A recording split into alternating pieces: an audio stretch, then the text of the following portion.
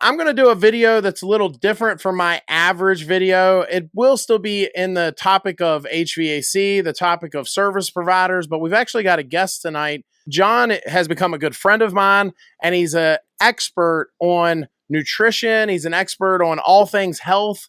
And this is something that I think that a lot of folks in our field don't think about enough. It's not something that regularly talk about. However, I think that it's something we should talk about way more because I can only speak from my experience.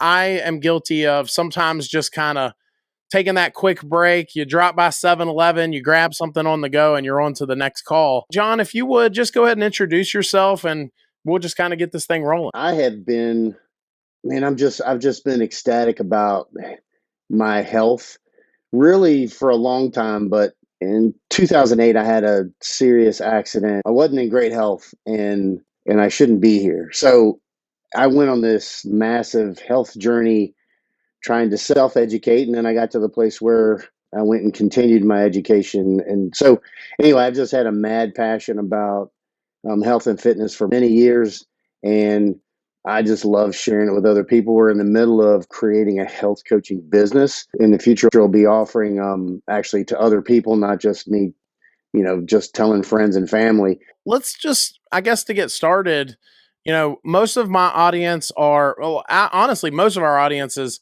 homeowners that are looking at buying a heating and air system, but we do have some pros and other service provider type of folks. And what would be just a general synopsis, a 10-second commercial, if you will? It might be a 5-minute commercial, but just kind of what you would tell the average Joe like me when they are working and they're probably not following a very strict regimen of any type. I've been a contractor and done some work, and you always find yourself eating out of a box or a bag or out of a 7-Eleven, or something, and on the go. So making a concerted effort to make sure that you're eating well, and probably eating number one, but I don't take it just out of on the job site or during the work day, but also we need to sleep well and things like that. So if you and I are working, right? So let's say you and I are installing an air conditioner tomorrow and you forgot to pack lunch. And I say to you, Jon, we don't have time. We're going to walk in 7-Eleven real quick. What is Jon picking up and buying for lunch that day? Yeah, good question. So, 7-Elevens have, there's some sandwich stuff there. I tend to lean away from things that have a lot of bread or carbohydrates. I would tend to prioritize protein, like a chicken salad wrap, vegetables, a lot of these little trays you can buy that have little tray, and maybe it's a vegetable tray with a little hummus dip or ranch dressing or something. Prioritize protein first, and then vegetables second, and then clean healthy water. You're not grabbing the little Debbie cakes and Oh yeah, no, you can't do that.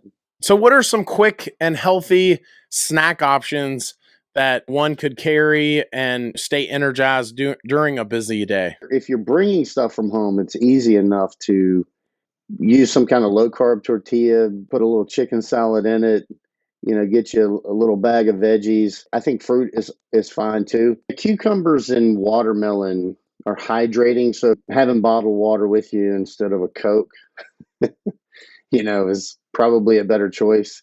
So, but it's so easy, you grab something, it tastes good. It's definitely going to have to be a conscious choice. There's a big trend these days doing these salads in a mason jar. You kind of mix it all up and put it in a jar and shake it. Little things like that that are fairly easy to do, that you could whip up 4 or 5 of them at a time and, just grab them and go in the morning on your way out. So I know one thing, I feel like I've gotten to know you a little bit. And one of the things I've heard you talk about more than just diet, but I've heard you talk a lot about exercise. You literally are reducing your lifespan by not working out, and it's there's a definite positive benefit. It's like a 70% increase, which is which is insane. Exercising at least 3, 4, 5 days a week is probably the best thing that you can do to offset um, maybe a cheat day or two, or a overall bad diet. But diet you definitely should work on, but exercise really does help mitigate a lot of the big problems. Being active and eating less energy, or at least no more energy than you're expending, is a good idea. I feel like a lot of guys would probably say, "Well, look, I don't have time to work out all the time. I don't even have the desire to be ripped, but I do want to feel better." And I think a lot of these health practices play a big role in that too. It's not necessarily about being ripped, it's about feeling better and living longer sometimes. Getting out of breath every now and again is not such a terrible idea, but there's plenty of things that you can do with just your body weight. I've got a routine that I do in the morning that it literally is just all body movements. It can be air squats and push-ups and sit-ups and stretches and knee bends and jumps, and it can be as simple as that. So I mean, that's something that you can do. Probably just do a little. My routine probably takes me 10 minutes, and I really think that's a big piece of why I feel good and why I feel like I have lots of energy for my age. Is 10 minutes. It literally makes a huge difference. And then what about supplements? I know that's something I've heard you talk a lot about. What's some supplements that some of these folks should be looking at? I mean, is a multivitamin good enough, or is there more to it than that?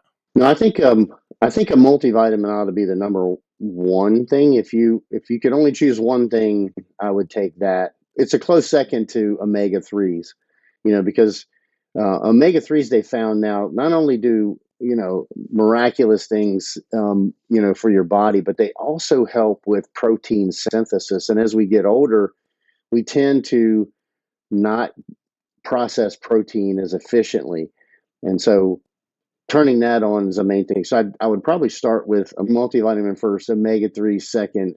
Vitamin D is probably one of the things that, you know, we have the most deficiencies in. I would take that with vitamin K2, because that kind of helps with, what your body does with the D, whether it, pulls calcium and things like that into the bloodstream or back into your bones. So that makes a big difference. And then the other thing that most Americans are deficient in is magnesium. So probably those five: D, K2, omega 3s, multivitamin, and magnesium. Not in any particular order necessarily, but I'd probably start with the multivitamin if you weren't only going to do one thing. But the omega 3 is a good addition. Okay. As we wrap up, how could folks get in touch with you? How can they follow you? I know you're working on several different things, and if they see this video and they want to learn more, how can they find you? I've got a Facebook page. You can find it. Most everything that I have is on Instagram. It's MetconRx, METCONRX, and basically that's metabolic conditioning. And RX is just my prescription for being metabolically flexible. So on that Instagram page, I have a Facebook page for the same, and then I'll have a new group, and then I'm going to start doing group and individual coaching for people that might be interested in that. So we'll have a page that'll be advertised on all those platforms, so it'll be easy enough. But either that, or just email me at jon@metconrx.com, and it'll show up in my inbox. Okay. And we'll put a link to that down in the description as well.